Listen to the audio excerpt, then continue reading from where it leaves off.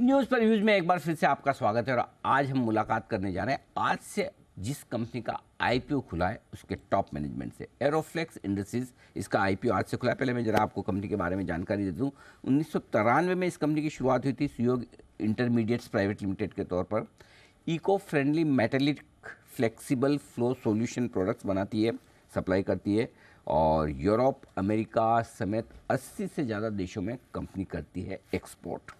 Okay अब company के IPO की जानकारी मैं आपको दे दूँगी। आज खुला है आईपीओ 24 तारीख को, यानी कि परसों होगा बंद। प्राइस बैंड 102 से 108 रुपये है। 130 शेयरों के लॉट में आप अप्लाई कर सकते हैं और मिनिमम अगर आप एक सिंगल लॉट की एप्लीकेशन करते हैं तो आपको देने होंगे 14,040 रुपये। कुल मिलाकर ऑफर फॉर सेल है, यानी कि नए शेयर्स जो पुराने इन्वेस्टर्स जो बेच रहे हैं वो है 190 करोड़ के आसपास का, और जो नया इशू आ रहा है वो 162 करोड़ का, यानी कि साइज़ है करीबन आपके लिए 351 करोड़ की। मार्केट कैप 1400 करोड़ का बनता है कंपनी का हायर प्राइस बैंड पे। आइए आपकी मुलाकात करवाते हैं कंपनी के मैनेजिंग डायरेक्टर असद दाऊद साहब हमारे साथ कार्यक्रम में शामिल हो रहे हैं, हमारे स्टूडियो में आ चुके हैं। HR college of commerce and economics Mumbai से आपने अकाउंटिंग और फाइनेंस में बैचलर्स किया है। लंदन स्कूल ऑफ इकोनॉमिक्स से अकाउंटिंग और फाइनेंस में मास्टर्स किया है। वाह।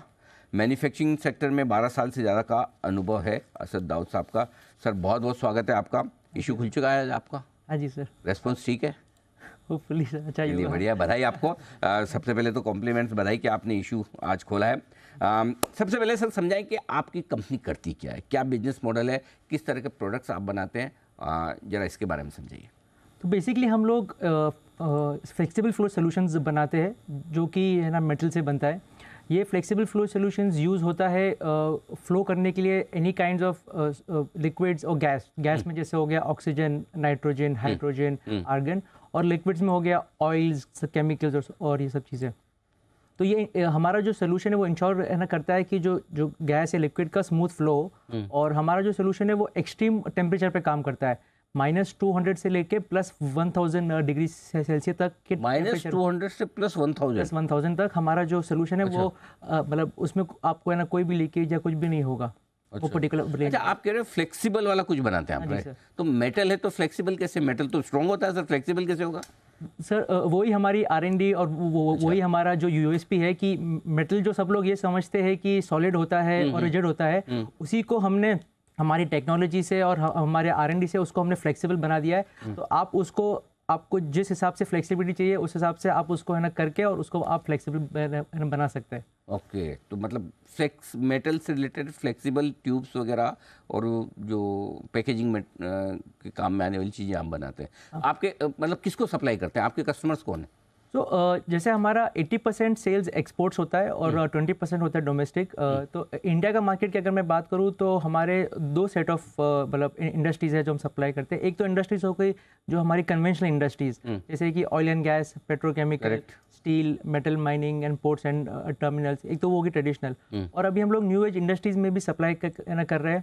न्यू एज इंडस्ट्रीज मतलब है ना फायर स्प्रिंकलर, सोलर, जिसमें हमने अभी हमने इसमें प्रवेश किया है।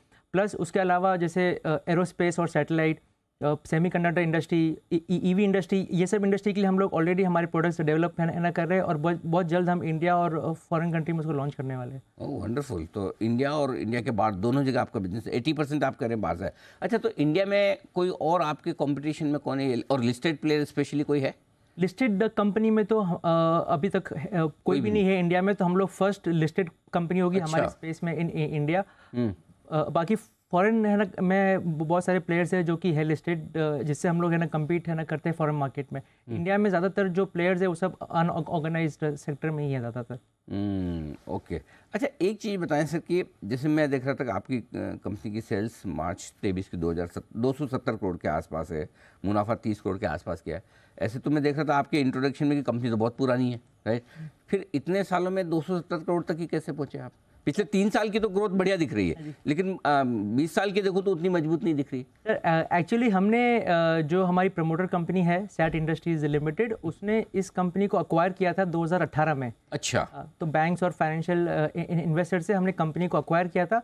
तो हम लोग इस कंपनी से 5 साल से जुड़े हुए हैं, और जो भी आपको अभी जो ग्रोथ जो दिखी है कंपनी में वो पिछले 5 साल से ही है। तो ओरिजिनली ये आपकी कंपनी नहीं है, आपने तो बाद में अभी एक्वायर किया। ओके, हमने कंपनी प्रोमोटर। एक्वायर किया था। अच्छा, आप ये बता रहे थे कि भाई ग्लोबली आपके कंपटीशन में काफ़ी लोग हैं, तो फिर क्या इंडिया में अगर समझो मुझे भी ये बिजनेस करना हो, जी। ठीक है, तो क्या एंट्री बैरियर है कि हर कोई आसानी से घुस सकता है या मुश्किल काम है? तो अगर आप देखेंगे तो जो रीज़न है कि इंडिया में हमारे लेवल के कोई भी कॉम्पिटिटर नहीं है, उसके पीछे ये है कि इस बिज़नेस में बहुत बड़ा एंट्री बैरियर है।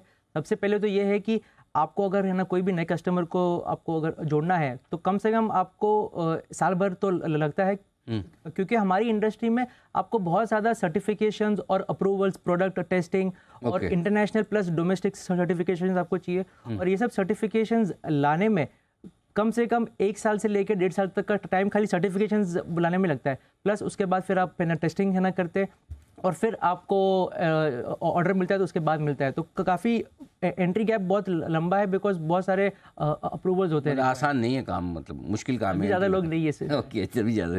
अच्छा, ये बताएं असद साहब कि आपका ऑफर फॉर सेल है 190 करोड़, कौन बेच रहे हैं और क्यों?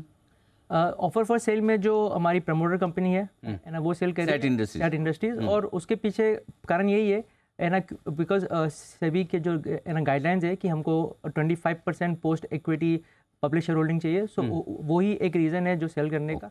That is the only reason. और अच्छा, और दूसरा ये फ्रेश इशू जो 160-62 करोड़ का है, इसका कैसे पैसे का इस्तेमाल कैसे होगा? तो फ्रेश इशू में 32 करोड़ हम यूटिलाइज करेंगे रिपेमेंट ऑफ डेट। ये डेट रीपे करने के बाद हमारी कंपनी डेट फ्री हो जाएगी। ओके। 84 करोड़ रुपीस होगा यूटिलाइज टुवर्ड्स वर्किंग कैपिटल, और बैलेंस जो है अमाउंट वो towards issue expenses, general corporate purpose और इनऑर्गेनिक एक्विजिशंस के लिए भी हमने कुछ फंड्स एलोकेट किया हुआ है। लेकिन फिर ऐसे में आप नया कैपेक्स तो नहीं कर रहे हैं इस पैसे से, करेक्ट? आपकी कैपेसिटी यूटिलाइजेशन 83% पे चल रही है। मैक्सिमम कितनी ले जा सकते हैं आप कैपेसिटी यूटिलाइजेशन? हम लोग ऑलरेडी हमारे इंटरनल अक्रूवल से हमने ऑलरेडी कैपेक्स का प्लान कर दिया है, जो कि फर्स्ट जो फेज़ ऑफ कैपेक्स है वो ये फाइनेंशियल ईयर के एंड में फिनिश हो जाएगा, और जो सेकेंड फेज़ है वो नेक्स्ट फाइनेंशियल ईयर के एंड में हो जाएगा। हम लोग हमारी मशीन्स को भी रिवैम्प कर रहे हैं, जिससे हमारी सेम मशीन्स और same square feet of land area में हम लोग जो ज़्यादा आउटपुट निकाल सकते हैं, जो हेल्प कर सकता है हमारे ग्रोथ में। तो फिर ग्रोथ कहाँ से आएगी अगर आप 83% पे काम कर रहे हैं? नया कैपेक्स आपका आईपीओ से नहीं है, जो एग्जिस्टिंग चल रहा है वो चल रहा है, राइट?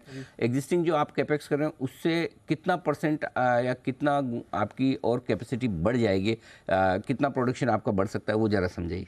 तो हम लोग जो आगे का जो ग्रोथ की स्ट्रेटेजी सोच रहे हैं वो सोच रहे हैं 4 तरीके से। एक तो सबसे पहले कि हम लोग हमारा जो कंपोनेंट का बिजनेस है उसको बढ़ाने वाले हैं, तो उससे हमारा टॉप लाइन भी ग्रो होगा और हमारा बॉटम लाइन भी ग्रो होगा। सेकंड है कि हम लोग न्यू एज इंडस्ट्रीज़ में जाने का प्लान कर रहे हैं। जैसे कि मैंने बताया कि हम ईवी के लिए, सोलर के लिए, इन सब के लिए हमने ऑलरेडी जो प्रोडक्ट्स है डेवलप कर दिए, और उसको हम इंडिया में और फॉरेन कंट्री में लॉन्च करेंगे। और तीसरा कि हम लोग ऑर्गेनिक और इनऑर्गेनिक एक्विजिशंस भी देख रहे हैं, फॉरवर्ड में भी और बैकवर्ड में भी, और वो इंडिया में भी हो सकता है और वो फॉरेन कंट्री में भी हो सकता है। प्लस जैसा कि मैंने बताया कि इंटरनल अक्रूवल से हमने ऑलरेडी जो कैपेक्स का प्लान चालू कर दिया है। तो जो हमारी ग्रोथ हुई है पिछले लास्ट 3 साल में, अगर आप उसी को आगे सेम अगर हम ग्रोथ फेज में उसको अगर आगे करें तो डेफिनेटली नेक्स्ट 3 इयर्स में हम लोग। ठीक बात है, तो सेम ग्रोथ, हायर बेस पे भी आप सेम ग्रोथ मेंटेन कर सकते हैं। अच्छा, आपका 45% रॉ मटेरियल आप चाइना से मंगाते हैं और 75% आपकी सप्लाई जो होती है वो 5 टॉप कस्टमर को होती है, तो दोनों तरफ कॉन्सेंट्रेशन है। एक तो चाइना का नाम से हमेशा सबको रिस्क रहती है कि टाइम से आएगा नहीं आएगा, क्या है क्या नहीं है, तो ये दोनों रिस्क कैसे कम करने का क्या प्लान है, या ये आपके बिजनेस की रिक्वायरमेंट ही ऐसे ही रखना है? तो अगर आप देखेंगे तो हमारा जो रॉ मटेरियल है उसमें 2 कंपोनेंट होते हैं, एक होते हैं स्टेनलेस स्टील वायर और एक होता है कॉइल।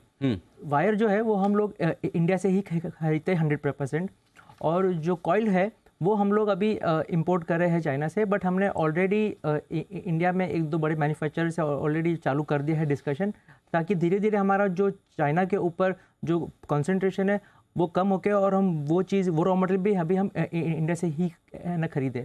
और प्लस हमारे जो कस्टमर्स है तो उसमें ये है कि हमारे मोर देन 600 कस्टमर्स है, और अगर आप देखेंगे तो हमारे ऑन एन एवरेज जो टॉप 5 कस्टमर है वो अबाउट 25 से 30% ही हमारी रेवेन्यू का कंट्रीब्यूट करते हैं। तो हमारा जो कस्टमर बेस भी है वो भी काफ़ी डाइवर्सिफाइड है, ताकि हमको वहाँ पे भी कोई ज़्यादा रिस्क ना आए। ओके।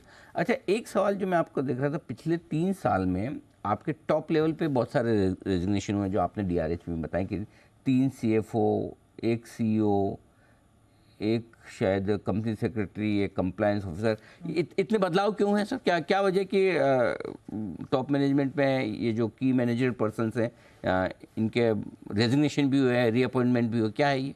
तो देखिए कि सबसे पहले तो ऑब्वियसली एज अ कंपनी हम है ना कभी भी नहीं चाहते हैं कि है ना कोई भी एम्प्लॉय हमको छोड़ के जाए, बट समटाइम्स क्या होता है कि पर्सनल रीज़न होता है।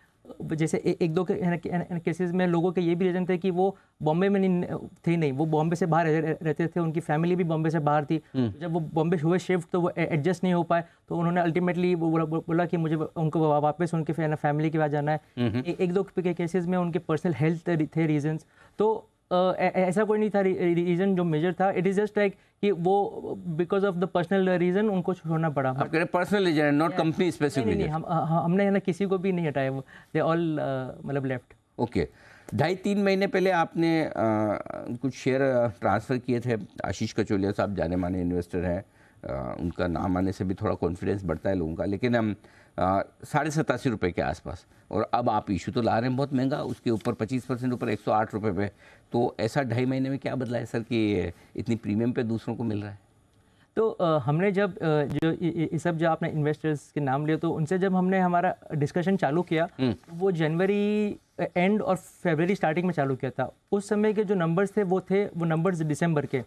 जब हमने हमारा DRHP फाइल किया था मार्च में, तब उसमें नंबर्स थे जनवरी के। ओके। और आज के दिन जो नंबर्स वो है मार्च के। तो अगर आप जो PE रेशो देखेंगे कि जो जब हमने आशीष जी को और भी जो इन्वेस्टर्स हैं उनको जब हमने दिया, उस समय का जो PE का मल्टीपल देखेंगे और आज के दिन जो आप हमारा PE का मल्टीपल देखेंगे, और प्लस एरोफ्लेक्स जो है वो सैट इंडस्ट्री जो उसकी प्रमोटर है ना, वो भी लिस्टेड कंपनी है, उसने उसके है ना फर्स्ट क्वार्टर के रिजल्ट्स भी अनाउंस कर दिए। तो उससे भी आप अगर कंपेयर है ना करेंगे तो हमारा जो PE मल्टीपल है वो PE मल्टीपल एक्चुअली उनको जो दिया था उससे भी कम है, बट हमारी जो कंपनी ने जो ग्रोथ किया है पिछले 6 महीने में, तो वो मतलब वैल्यू वाइज है ना बढ़ गया है। यानी कि अगर आप 6 महीने बाद इशू लाते तो और महंगा लाते।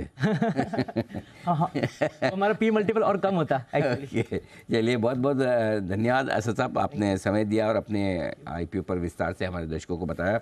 बहुत बहुत शुभकामनाएं। आज से आपका IPO खुला है, उम्मीद करते हैं कि बढ़िया रिस्पॉन्स मिले, सक्सेसफुल हो, और आपकी कैपिटल मार्केट की मेरे ख्याल से तीसरी कंपनी जो आपकी इनिंग शुरू करी, सैट इंडस्ट्रीज, हाँ, पॉलीमर्स, और ये भी एरोफ्लेक्स। चलिए, बहुत बढ़िया, थैंक यू सो मच।